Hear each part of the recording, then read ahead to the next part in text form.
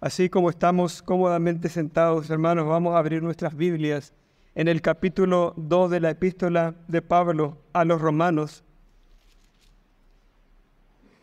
Y en esta mañana quiero que leamos la sección que corresponde desde el verso 17 del capítulo 2 al 24.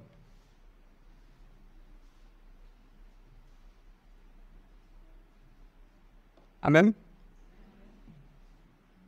Dice la palabra del Señor: He aquí tú tienes el sobrenombre de judío y te apoyas en la ley y te glorías en Dios y conoces su voluntad e instruido por la ley apruebas lo mejor y confía en que eres guía de los ciegos, luz de los que están en tinieblas, instructor de los indoctos, maestro de niños, que tienes en la ley la forma de la ciencia y de la verdad. Tú pues que enseñas a otro, ¿no te enseñas a ti mismo? Tú que predicas que no se ha de hurtar, ¿hurtas? Tú que dices que no se ha de adulterar, ¿adulteras? Tú que abominas de los ídolos, ¿cometes sacrilegio? Tú que te jactas de la ley, con infracción de la ley deshonras a Dios. Porque como está escrito, el nombre de Dios es blasfemado entre los gentiles por causa de vosotros. Para contextualizar, hermanos, Pablo en este tramo de la carta, en esta sección de la carta, viene desarrollando, mis hermanos, el enorme e insolucionable problema en el que está sumergida la raza humana. Desde el capítulo 1 y desde el verso 18, Pablo se había dirigido a un sector de sus receptores de la carta, que eran los gentiles paganos e inmorales, aquellos que por causa de su injusticia le habían dado la espalda a Dios y habían vivido de espalda a su ley, como bien él va a decir, completamente entregados a la concupiscencia de sus corazones. Estos, los primeros a los cuales Pablo se refiere, los gentiles inmorales, por causa de su injusticia y de su deshonestidad intelectual, por haber negado a Dios a pesar de las enormes y abrumadoras evidencias de la existencia de Dios en la creación y en su propio intelecto. Ya en esta vida, mis hermanos, ellos han comenzado a experimentar destellos de la ira de Dios que les espera. Estos destellos de la ira de Dios que ellos han empezado a experimentar no son otras cosas que las consecuencias naturales, lógicas de la vida inmoral.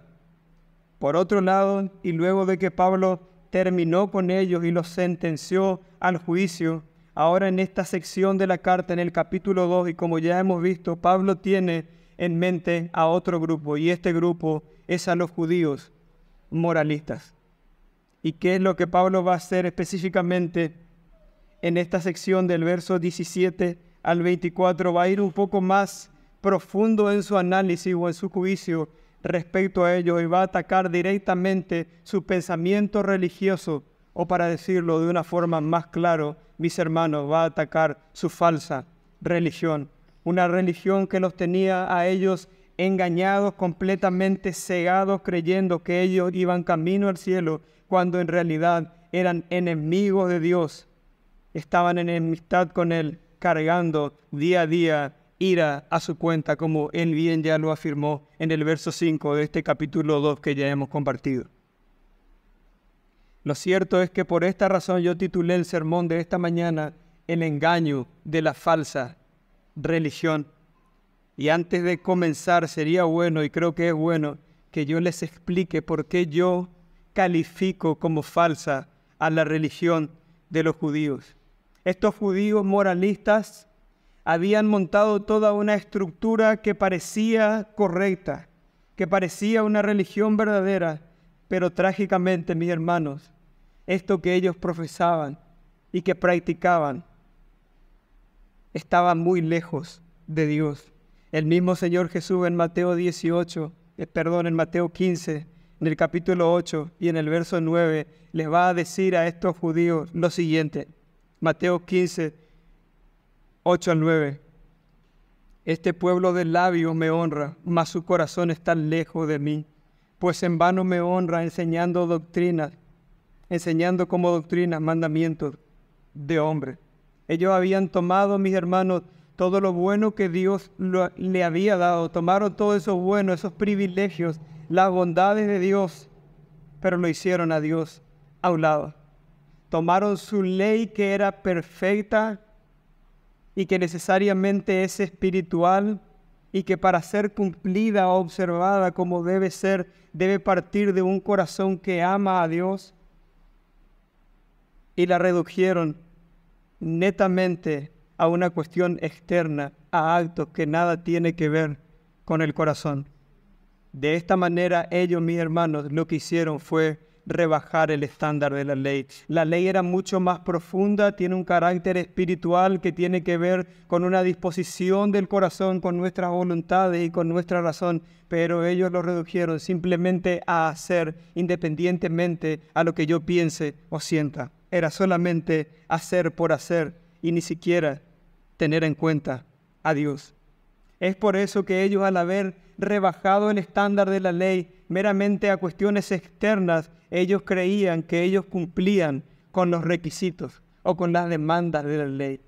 Ellos estaban seguros que ellos estaban a la altura de lo que se demandaba en la ley y que por lo tanto tenían el cielo asegurado. En Mateo 5, el Señor Jesús en el Sermón del Monte le enseña este carácter espiritual interno de la ley y le dice: escuchen, el adulterio no tiene que ver meramente con el acto sexual físico o con el coito, no, va más allá que el acto sexual en sí, tiene que ver con tu corazón y con tu pensamiento judío. La ley es mucho más profunda. En el verso 28 del capítulo 5 de Mateo, Cristo le dice: pero yo digo que cualquiera que mira a una mujer para codiciarla, ya adulteró en su corazón y es tan culpable como el que se acostó con ella. Escuchen, judíos, la ley es mucho más profunda que eso que ustedes crearon. Le sacaron lo fundamental, le sacaron lo más importante, que es el espíritu de la ley, y lo convirtieron en cosas meramente externas, y para colmo de males le añadieron unos cuantos requerimientos más sin sentido. En Mateo 23, Cristo los acusa justamente de esto a ellos y le dice, en Mateo 23 les dice: ay de vosotros, escribas y fariseos hipócritas, porque diezmáis la menta y el eneldo y el comino y dejáis lo más importante de la ley, la justicia, la misericordia y la fe. Ustedes más adelante le va a decir: ustedes están colando el mosquito y se están tragando al camello, se están olvidando de lo más importante de la ley, están rebajando mi ley, están pisoteando lo que yo establecí, ustedes están creyendo o se están poniendo en un lugar superior a mí, ustedes ni siquiera se están dando cuenta de lo que están haciendo con esta falsa religión que han establecido. Lo cierto es que estas palabras del Señor acusándole a estos judíos moralistas no sirvieron de nada, porque no sirvieron. ¿En qué sentido? No sirvieron para cambiar el rumbo de ellos. Ellos siguieron su camino de rebeldía al Señor con esa religión que ellos mismos habían creado. Ahí estaban ellos cumpliendo una serie de requisitos, vistiéndose de determinada manera, siguiendo a rajatabla una dieta estricta de alimentos, realizando ciertos actos y privándose de otros, y creyendo que con esto ya tenían el cielo asegurado. Ya ni siquiera necesitaban a Dios, porque ellos mismos con su esfuerzo, por sus propios medios, podían ganarse el cielo. Es eso lo que ellos creían. Y a este tipo de pensamiento religioso, mis hermanos, se le conoce como legalismo, a aquel que tiene en el centro a la ley, al cumplimiento de la ley. O también se le conoce como moralismo, ya que este último, el moralismo, no es otra cosa que cumplir con un grupo o con un conjunto de leyes o de reglas morales. El legalista, por lo tanto, mis hermanos, y el moralista cree que cumpliendo un conjunto de leyes y normas va a alcanzar a la divinidad, a Dios, va a conseguir el favor de Dios y sus beneficios. Y eso es lo que a él más le importa. En realidad no le importa a Dios, pero sí los beneficios y mucho, y era eso lo que les importaba a ellos.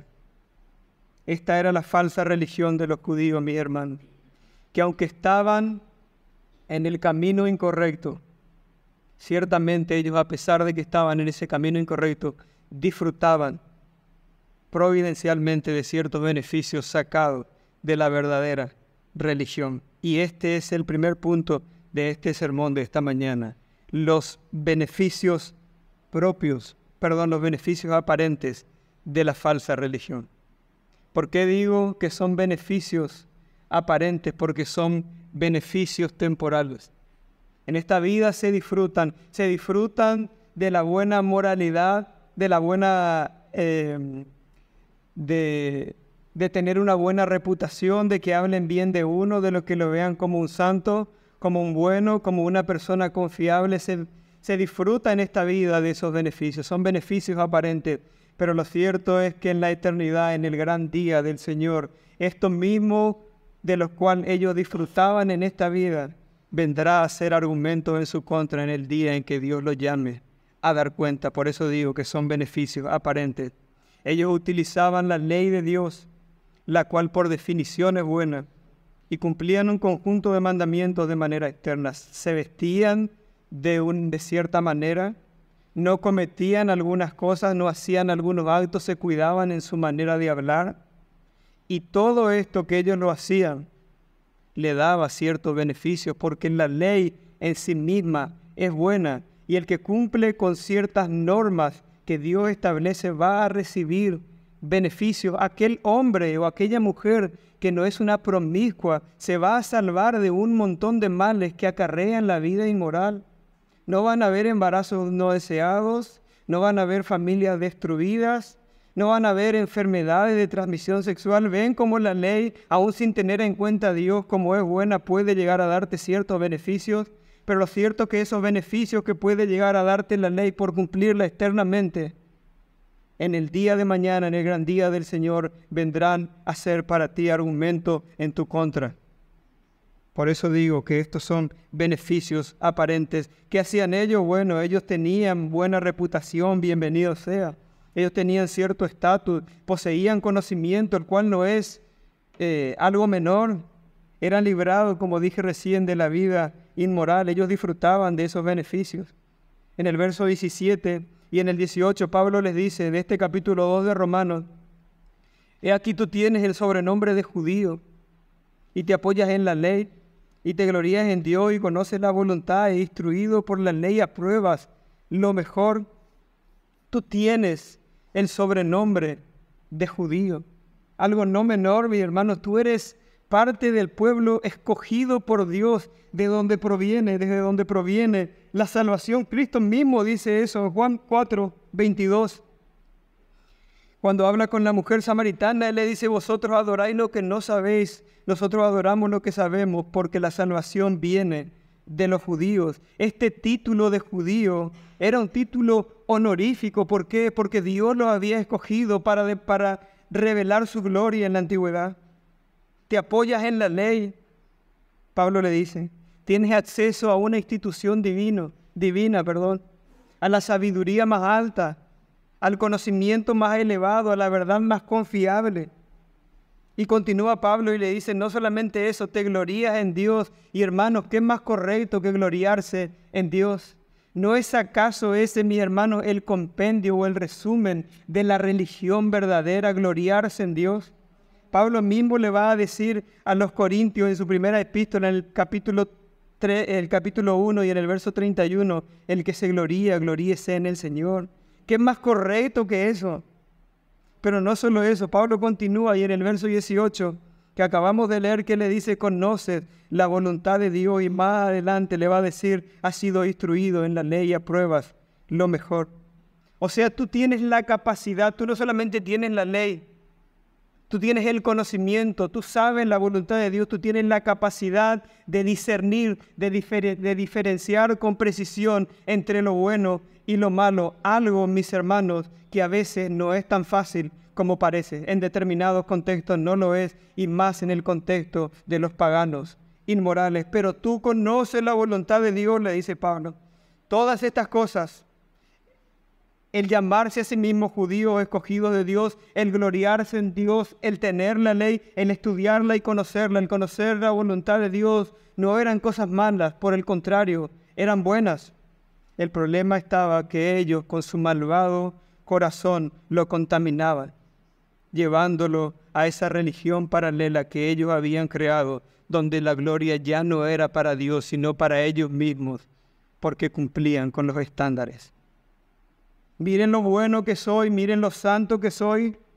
¿Quién más que yo merece el cielo? El orgullo por ser judío no era, mis hermanos, no tenía que ver, con que Dios haya sido misericordioso con ellos. Y a pesar de que no había nada diferente en ellos, Él lo había escogido de pura gracia. No tenía que ver con eso, sino que tenía que ver con sentirse mejor que los demás. Nosotros somos una raza superior. ¿Ven? El autodenominarse judío no tenía que ver con algo bueno, sino con la soberbia, con la arrogancia de sus corazones. Nosotros somos una raza superior. Se apoyaban en la ley, pero no se apoyaban en la ley en amor a Dios para poder honrarlo y glorificarle, sino que se apoyaban en la ley para recibir los beneficios propios que la moralidad le otorgaba. Se gloriaban en Dios, pero no con fe, con humildad, gratitud y obediencia, sino que era una jactanciosa profesión externa de su nombre. Nosotros pertenecemos a Dios. Somos casi ángeles. En Juan 8:41, ellos mismos van a decir, Jesús le dice, vosotros hacéis la obra de vuestro Padre. ¿Y qué le dicen ellos? Juan 8:41, ellos le dijeron, nosotros no somos nacidos de fornicación, un Padre tenemos que es Dios. Hay un solo Dios en los cielos, hay un solo Dios verdadero. Y ese Dios es nuestro, nos pertenece, nos eligió a nosotros porque evidentemente Él sí sabe apreciar lo que es bueno. Esa era la mentalidad judía y yo no estoy abusando, mis hermanos. Ellos creían que por el simple hecho de ser judíos, ellos ya tenían el cielo asegurado. Ven como todo esto que parecía bueno, ellos lo usaban de mala manera. Conocían la voluntad de Dios, dice Pablo, ustedes conocen la voluntad de Dios. Tienen en sus manos la información más valiosa, la sabiduría más alta para conducirse y hacer lo bueno. Eso es lo que ustedes tienen, judíos. Pero aún así, ellos, de manera consciente, conociendo la voluntad de Dios, conociendo la ley de Dios de manera consciente y disfrazadamente, ellos elegían hacerlo mal. Ven lo terrible que era su caso, todas las bondades y los privilegios que ellos habían recibido de parte de Dios, como él mismo va a mencionar más adelante en el verso 4 del capítulo 9, la adopción, la gloria, el pacto, la promulgación de la ley, el culto y las promesas. En lugar de acercarlos a Dios, todos estos privilegios y beneficios de Dios, lo que hizo fue alejarlos. Muchas gracias, ahora ya tenemos todos estos beneficios. Tenemos todo esto, ahora ya no te necesitamos. Nosotros podemos por nosotros mismos. En cierto sentido, a eso, mis hermanos, se refiere el apóstol Pablo, cuando en el verso 4 de este capítulo 2, él dice, ignoras que su benignidad te guía al arrepentimiento. Todos estos privilegios que el Señor de Dios, todo lo bueno que está pasando, que te está pasando, la gracia del Señor que se ha derramado, su bondad que te ha mostrado, debería llevarte a agachar la cabeza y reconocerlo.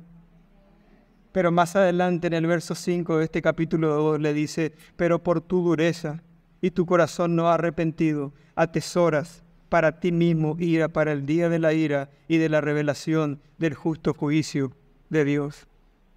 Y lo cierto, mis hermanos, es que esta falsa religión no se circunscribe o no tiene que ver solamente con estos judíos. La falsa religión los excede a ellos y tiene que ver con el mundo incrédulo en general. Se dice comúnmente que hay solamente dos religiones en el mundo, por lo menos en términos soteriológicos o referente a la salvación. Hay solamente dos religiones en el mundo. Una es la religión verdadera y la otra es la falsa. La falsa puede tener, mis hermanos, distintas formas o apariencias, pero en esencia son lo mismo.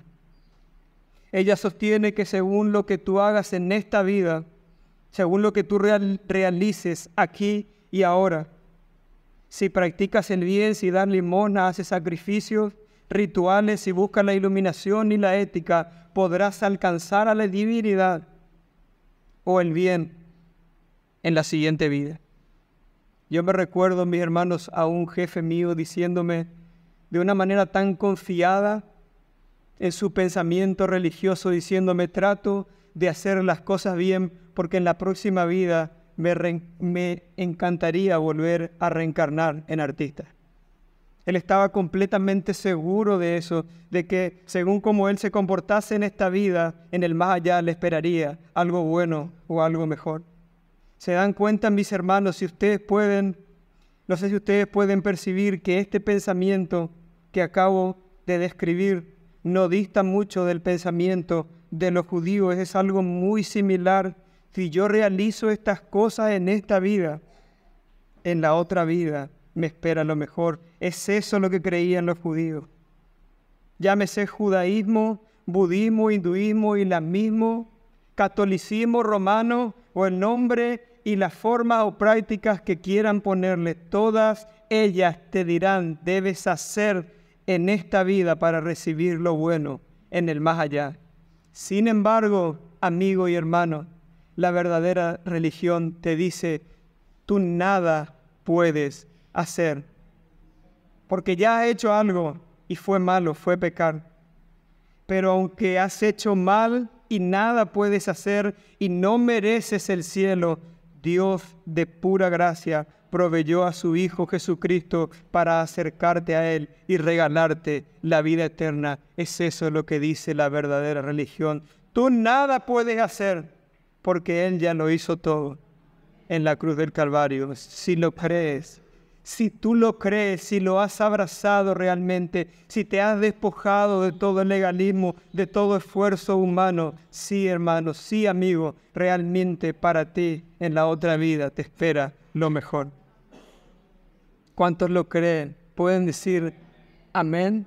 Hasta el día de hoy el gobierno no nos ha prohibido glorificar a nuestro Dios, no nos ha prohibido levantar la voz y decir: gloria al Señor que me salvó, alabado sea el Señor que me rescató cuando yo iba camino a la perdición eterna y justamente iba a ese lugar porque soy un pecador. Solamente Cristo pudo hallarme, salvarme y rescatarme. ¿Lo crees, hermano? Gloria al Señor, porque por su gracia nos ha hecho ver nuestra condición de imposibilidad para alcanzar lo bueno, para alcanzar la vida eterna. No había posibilidad en nosotros y Él nos encontró. Hemos por gracia encontrado ese camino sin obstáculos al Padre.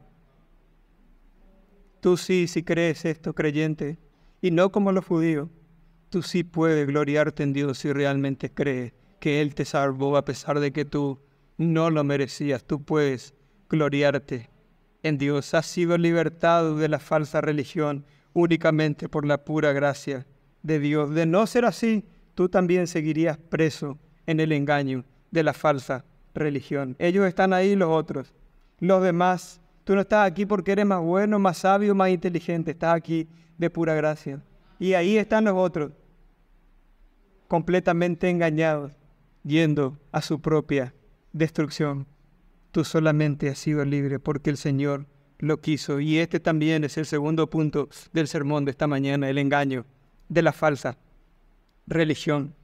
Pero yo no puedo pasar, hermano, a este segundo punto sin antes preguntarte: ¿y tú por qué eres cristiano? ¿Qué te lleva a ti, así como los judíos se ponían ese título honorífico de judío, qué te lleva a ti a ponerte el título de cristiano? ¿Por qué haces lo que haces? ¿Por qué a pesar de la lluvia de esta mañana hiciste el esfuerzo y estás hoy aquí?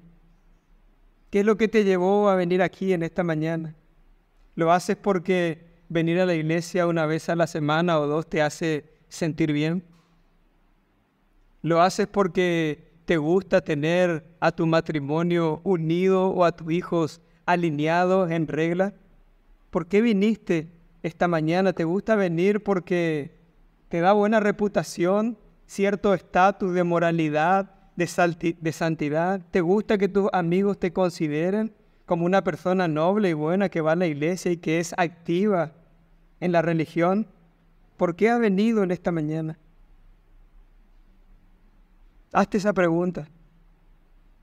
No sea, mi hermano, que estés por aquí, que estés aquí por años, participando, incluso siendo activo en la iglesia, que todos te conozcan, te consideren, que estés incluso sirviendo, como bien dije, y que aún sigas confiando en ti mismo, sigas confiando en que por el hecho de venir a la iglesia vas a ir al cielo, en que por el hecho de hacer esto o aquello, vestirte de determinada manera o conducirte de determinada manera vas a ganar el cielo. Si tú crees eso, tú estás camino al infierno. Es esa la realidad, porque por nuestras obras nunca jamás vamos a poder alcanzar el estándar que Dios demanda. Hay solo uno que pudo cumplir con esa demanda perfecta y santa que Dios estableció en su ley, y ese es Jesucristo, que si tú lo crees, lo ha cumplido por ti y por mí.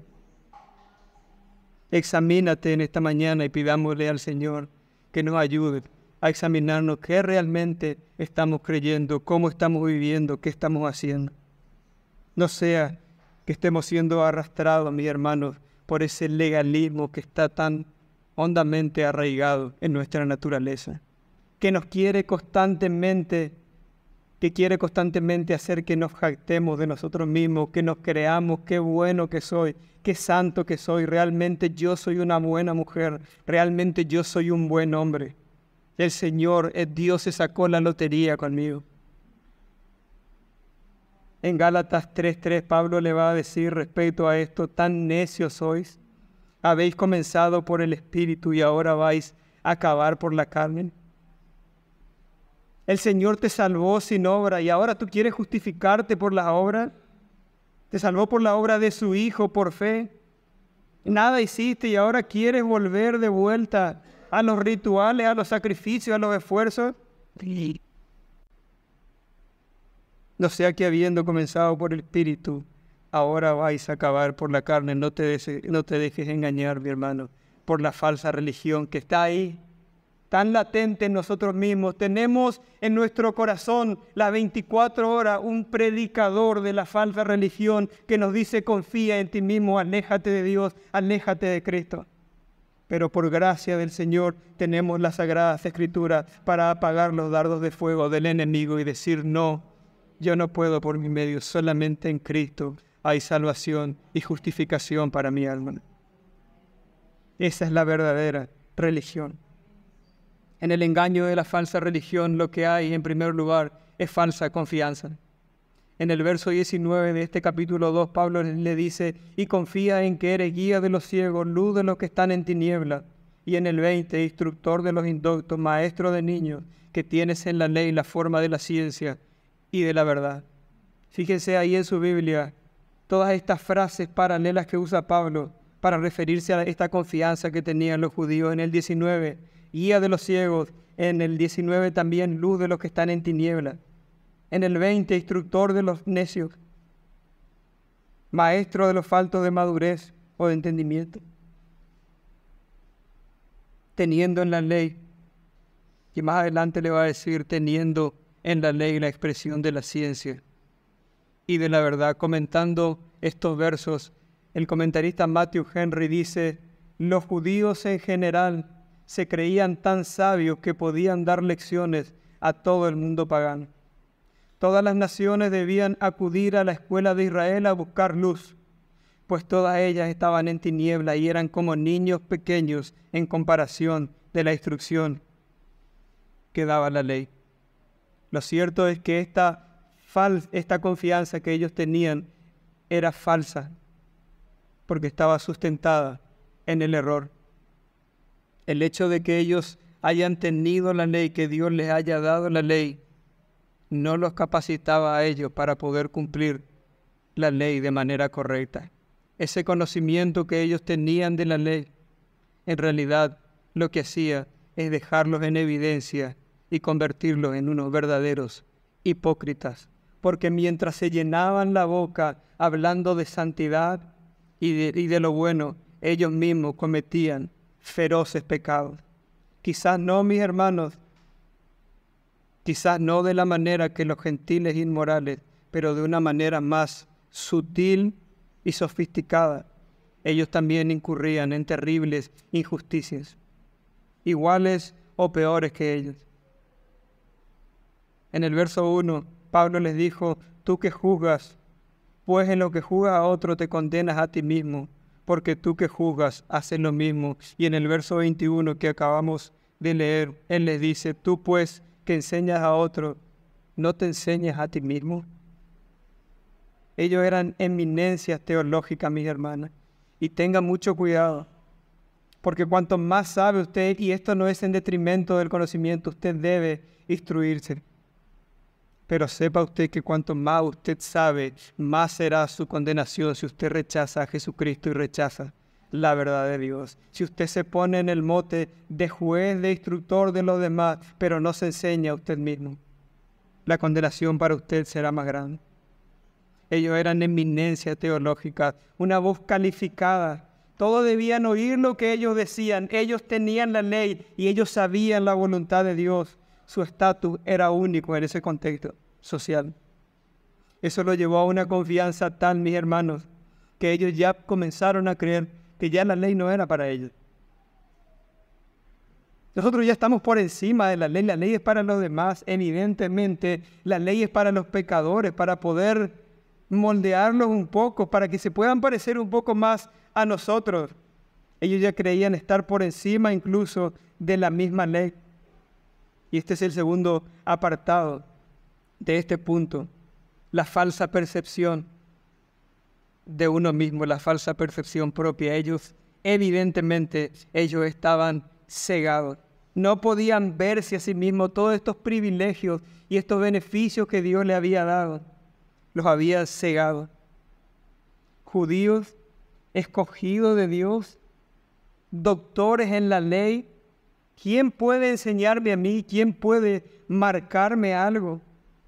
Hasta mis vestidos, si puede ver hasta cómo me visto, lo que como, todo está conformado a los mandamientos. ¿Qué puedo necesitar yo que tú me enseñes y me digas?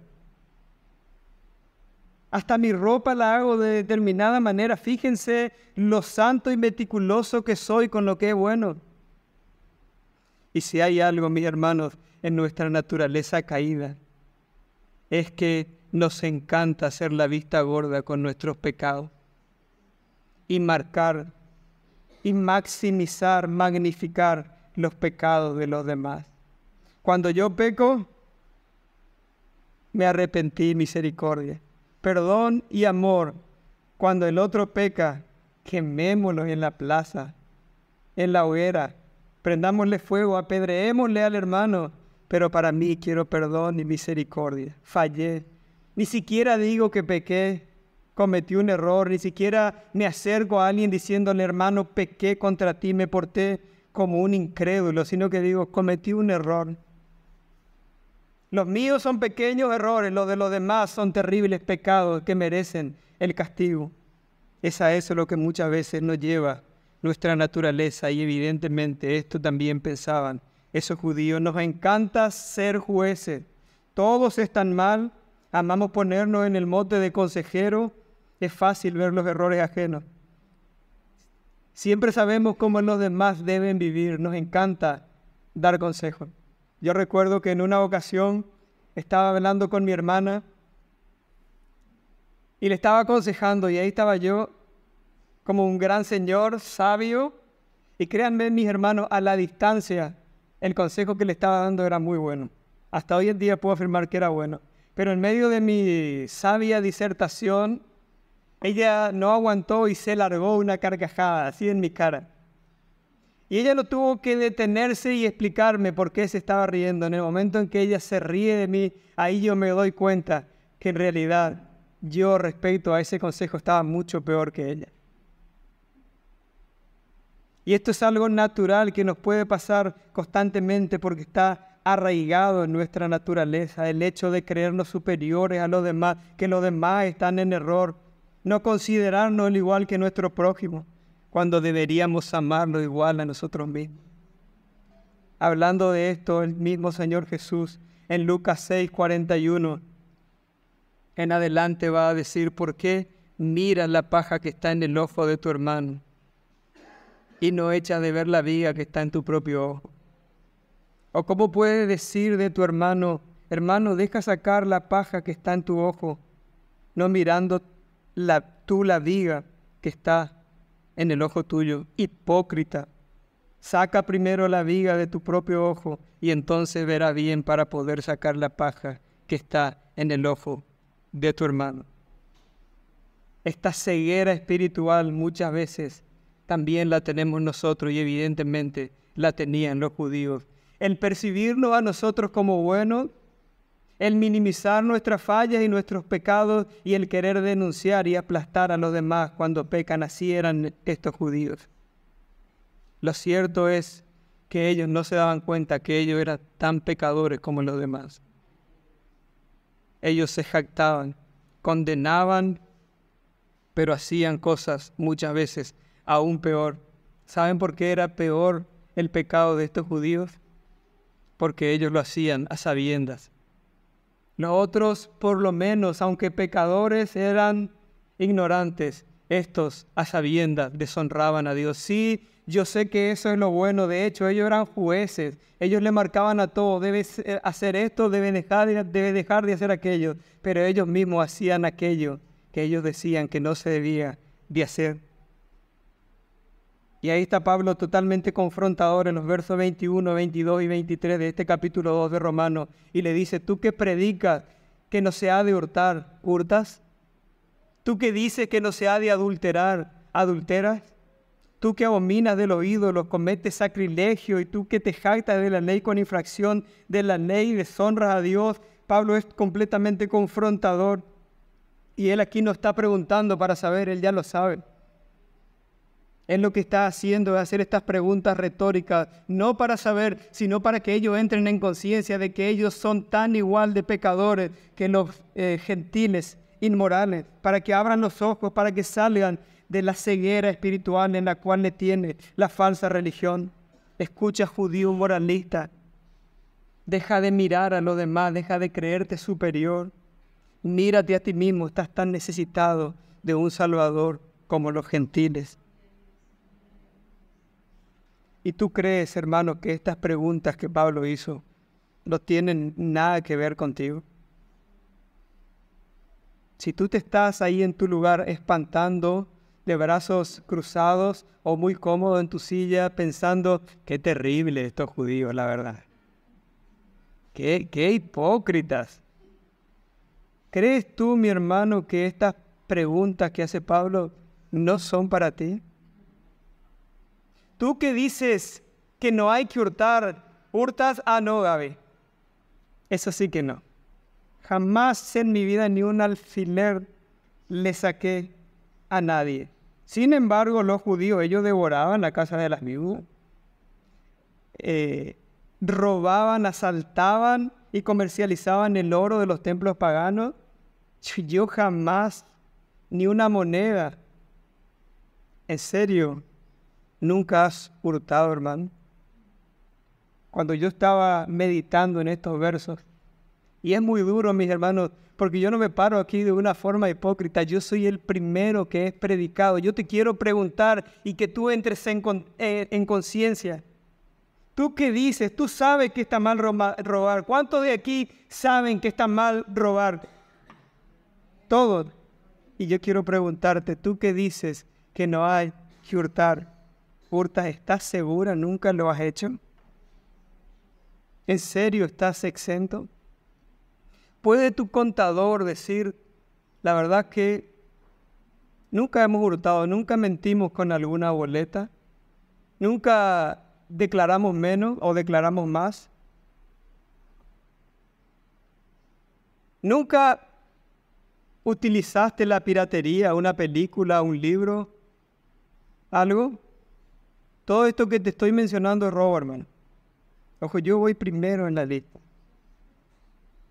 ¿Puede tu contador decir, nunca hemos trucheado ninguna factura, nunca hemos adulterado algún número, nunca participé de la piratería? ¿Tú que dices que no hay que hurtar, hurtas?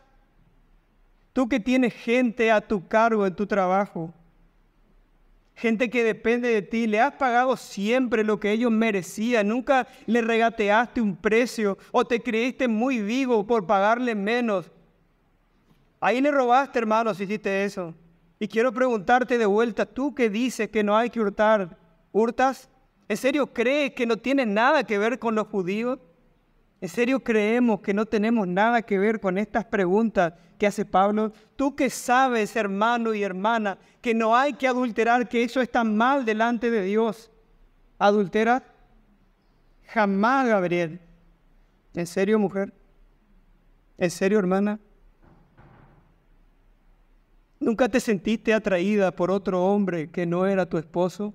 ¿O idealizaste un hombre diciendo, wow, qué hombre?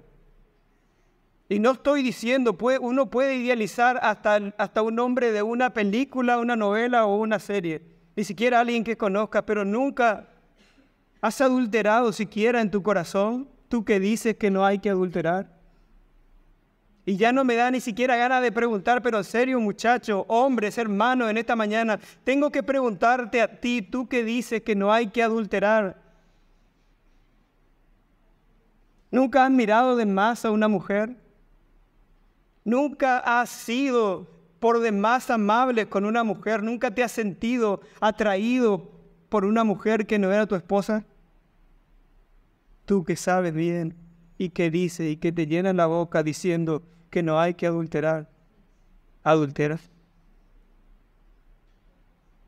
Que el Señor traiga conciencia en esta mañana para que nunca jamás, porque no hemos cometido ciertos actos, creamos que somos santos y que estamos camino al cielo por causa de nuestra conducta. ¿Ven, hermanos? ¿Sentiste un poco de peso? ¿Ves que tú no puedes ir al cielo por tus medios? Porque tú y yo somos grandes pecadores, que solamente Cristo y su Evangelio puede salvarnos. Porque solamente Él realmente podía decir, no hay que adulterar y no adulteraba. No hay que robar y no robaba. Hay que amar al prójimo y lo amaba y lo amó hasta el punto de dar su vida por ellos. Solamente Él cumplió y por demás la demanda de la ley. Hizo justicia y sobreabundó en buena obra. Cristo Jesús, nuestro Redentor de gloria. De gloria.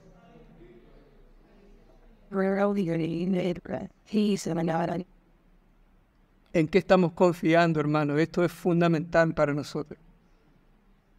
En lo bueno que somos, en asistir, en ser intachables, o realmente en lo que Cristo hizo por nosotros. Piénsalo. Esa es la idea, ese fue mi plan en esta mañana. Después el Señor hace lo que a Él le place y Él obra como quiere. Pero lo que yo quiero en esta mañana es que nosotros podamos entrar en ese autoexamen para pensar realmente en qué confiamos. Tú que te autodenominas creyente o cristiano. Escúchame, ¿tú por qué estás en la iglesia? ¿Por qué crees tú que eres cristiano? Bueno, Gabriel, yo soy cristiano porque mi matrimonio estaba destruido y ahora el Señor restauró nuestro matrimonio, entonces nosotros ahora por eso somos cristianos. Yo soy cristiano porque yo estaba muy enfermo, desahuciado por la ciencia médica. Y el Señor, oraron por mí y el Señor me sanó. Yo soy cristiano porque estaba en el alcoholismo y el Señor me sacó del vicio. ¿En serio eres cristiano por eso? ¿Por eso crees tú que eres cristiano? ¿Eras adicto y el Señor te libertó? ¿Estabas enfermo y el Señor te sanó? ¿Y por eso tú eres cristiano? No, hermano. Todo eso te puede dar cualquier otra institución humana. Solucionar tu matrimonio, una terapeuta puede solucionar tu matrimonio. Sanarte se puede dar el caso que un tratamiento médico te sane. Librarte del vicio alcohólico anónimo puede hacer eso. Tú no estás aquí por eso. Tú no estás aquí porque tu matrimonio se restauró. Tú estás aquí en esta mañana porque Dios, cuando tú no lo buscabas, Él te buscó y te trajo a sus pies. Él te halló cuando tú no lo buscabas. Sí, realmente Dios puede sanar. Dios restaura los matrimonios. Dios perdona los pecados. Dios liberta del vicio. Él puede hacerlo y como nadie en un segundo, pero tú no eres creyente por eso. Tú eres cristiano porque Dios quiso venir a ti y darte vida cuando tú estabas muerto, como un muerto de putrefacción en tus delitos y pecados, completamente inerte y sin vida, sin poder verte a ti mismo como un pecador, y vino y se te reveló a ti cuando tú no lo buscabas. Es por eso que tú eres cristiano. El profeta Isaías va a decir en el verso 1 del capítulo 65, en una joya de las Sagradas Escrituras, en un verso tan hermoso y tierno, que al leerlo uno puede llegar a derramar lágrimas cuando entiende realmente lo que dicen estos versos. Fui buscado, dice el Señor, por los que no preguntaban por mí. Fui hallado por los que no me buscaban. Dije a gente que no invocaba en mi nombre, heme aquí, eso hizo Dios contigo. Te mostró a Cristo cuando tú ibas no caminando, sino corriendo a la condenación eterna. A ti no te importaba Dios ni su ley, eso era aburrido. Pero Él te trajo en amor a sus pies y hoy estás aquí y quieres cantar y quieres alabarle y quieres servirle. ¿Y sabes por qué es todo eso? No porque eres bueno, es porque Él te rescató de la vana manera de vivir cuando tú ibas camino a la condenación de tu alma. Ven cómo en la verdadera religión no puede haber ni lo más pequeño, lo más minúsculo de jactancia. Nosotros no hemos hecho nada. Él es el que lo hace todo. No te jactes de tu familia, de lo correcto que son tus hijos, de la buena reputación que tienes tú o tu cónyuge, de tu vasto conocimiento teológico, de ser un gran sabio o por lo menos creerte un gran sabio. ¿De qué puedes jactarte? Porque si algo tienes es porque el Señor por gracia te lo concedió. ¿En serio tú vas a caer en el mismo error que los judíos de jactarse de todos los beneficios y los privilegios que Dios da? No te das cuenta que todo es de Él y por Él y para su gloria. Es eso lo que Pablo también le va a decir a los romanos en el capítulo 11 y en el verso 36. Porque de Él y por Él y para Él son todas las cosas. A Él sea la gloria por los siglos. Amén. No hagas como los judíos, hermanos. No le robes la gloria. Solamente Él la merece.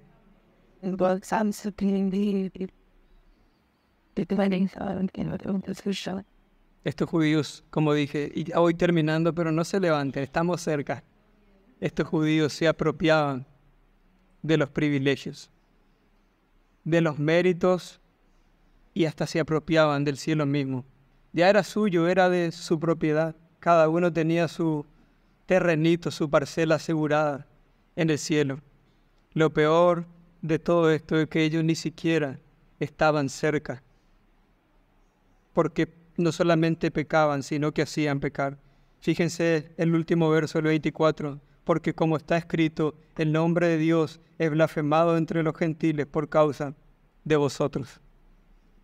Evidentemente, hermanos, muchos de ellos llegaban al punto de exteriorizar su maldad. Ya no solamente se quedaban en hacerse un sinnúmero de películas en la cabeza, sino que evidentemente muchos de ellos ya llegaban a exteriorizar su maldad. Todo ese camuflaje religioso que ellos tenían, con tantas normas, preceptos y formas, por momentos ya se volvía inútil para poder frenar o esconder la maldad de sus corazones.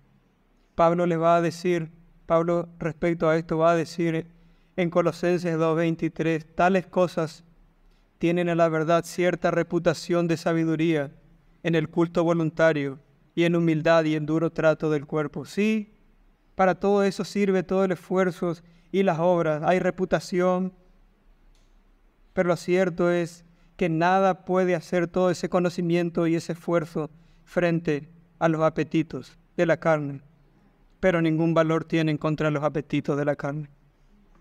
¿Saben por qué? Porque nosotros no podemos vencer con nuestro esfuerzo, solamente lo que Dios por la obra de su Espíritu puede hacer. La falsa religión, hermanos, puede dar un buen aspecto, puede hacernos ver más bonitos, puede blanquearnos a nosotros con buena conducta, puede blanquear a los hombres y a las mujeres con buena conducta, pero ¿saben qué? Van a seguir siendo por dentro, van a seguir estando llenos de huesos de muertos y de toda inmundicia, como dice el Señor Jesucristo. Por más bonito y arreglado que se vea un panteón, por más pintadito y revestido que esté un panteón, tarde o temprano el hedor de putrefacción se escabullirá por las rendijas, saldrá a la luz, no va a poder esconderse, y evidentemente esto era lo que pasaba con muchos de estos judíos moralistas. Muchos de su entorno ya podían percibir que ellos no eran tan íntegros como decían ser, que ellos no eran tan santos como profesaban. Lo más trágico de todo es que estos judíos no solamente pecaban ellos, sino que hacían pecar a los demás, blasfemando del verdadero Dios y de la verdadera religión. Ese Dios no puede ser verdad. Eso es una mentira, son todos unos mentirosos. Pablo le va a decir a Tito en el capítulo 1 y en el verso 16 respecto a estos judíos: profesan conocer a Dios, pero con los hechos lo niegan, siendo abominables, rebeldes, reprobados en cuanto a toda buena obra. Y tú, mi hermano, te pregunto, ¿cómo tú estás viviendo? Tú que dices que has confiado en Cristo, tú que dices esto: Cristo es mi Salvador, y es un Salvador tan poderoso que me ha libertado del pecado y me ha transformado. ¿Realmente el Señor te ha libertado del pecado? Tú te miras a ti mismo y encuentras que realmente el poder del Evangelio vino a ti y hoy ya no tienes la misma relación con el pecado que tenías antes. Tú puedes ver realmente el poder del Evangelio, porque cuando Pablo les dijo a los romanos que el Evangelio era poder de Dios, él no lo estaba diciendo porque lo había escuchado en alguna conversación de los otros apóstoles. Él decía que el Evangelio era poder de Dios porque él se había topado con Cristo mismo camino a Damasco y este Cristo había cambiado por completo todo en él. Su motivación, su deseo, sus pensamientos, su razón. Este era otro Pablo, y quiero preguntarte, ¿cómo estás viviendo tú respecto a tu profesión de fe? ¿Pueden tus amigos, tus compañeros de trabajo decir realmente él o ella es diferente? ¿Hay algo diferente en él? ¿Pueden decir eso tus compañeros de trabajo, tus amigos? ¿Estás tú siendo luz en medio de lo que te rodea, sal en medio de tu grupo social? Porque el problema, mis hermanos, no son las obras ni la ley, ese no es el problema. El problema es con la gente que cree que puede llegar al cielo por medio de sus propias obras y aún así no se da cuenta que en realidad comete feroces pecados y que nunca no va a haber un segundo en su vida que no necesite la gracia y la misericordia de Dios para poder acercarse a Él. Ese es el problema. La verdadera religión ciertamente da una vida moral, una vida que se somete a los mandamientos, pero ya no se somete con temor al infierno, ya no se somete por los beneficios, por los privilegios. ¿Saben por qué se someten? Por amor. Porque yo sé que todo esto es lo que a mi Padre Celestial le agrada. Si me amáis, guardad mis mandamientos. Ven, el problema no son los mandamientos, el problema es cuando uno cree que por los mandamientos o por cumplir la ley va a ir al cielo. Pónganse en pie, hermano.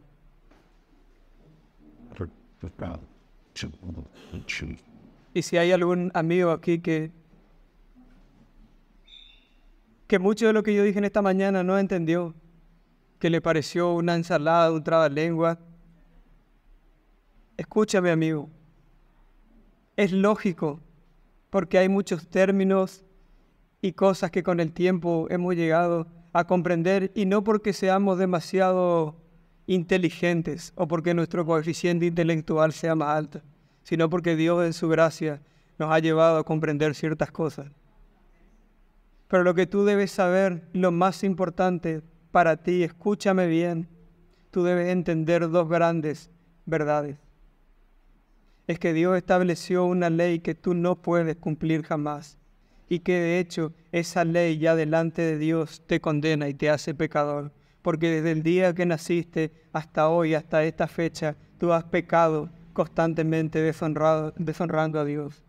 Has sentido, has hecho, has pensado, has deseado lo que no debes y lo que es contrario a su ley. Y este Dios santo, tarde o temprano, llamará a todos a juicio y allí estarás tú y deberás de presentarte en el juicio del Señor. Pero si tú quieres salida a ese problema en el cual tú estás con respecto a ese juez que es tu injusticia, en esta mañana hay piedad para ti. Aquel día ya no la habrá, pero hoy hay piedad. Y hoy Él te dice que tú vengas con ese pensamiento, reconociéndote pecador, injusto, y que ha deshonrado a Dios. Que agaches la cabeza, que te reconozcas y que pidas a Cristo que te salve, que sea Él tu justicia. Y créeme que si tú abrazas estas verdades, que tú eres un gran pecador y que Cristo es un gran Salvador, realmente tú hallarás la vida eterna y vendrás al mayor bien. ¿Y saben cuál es el mayor bien? Reconciliarte con tu Creador, no por unos días, no por unos meses, sino por toda la eternidad. Ven a Cristo en arrepentimiento y fe y Él te esperará con los brazos abiertos. Vamos a orar.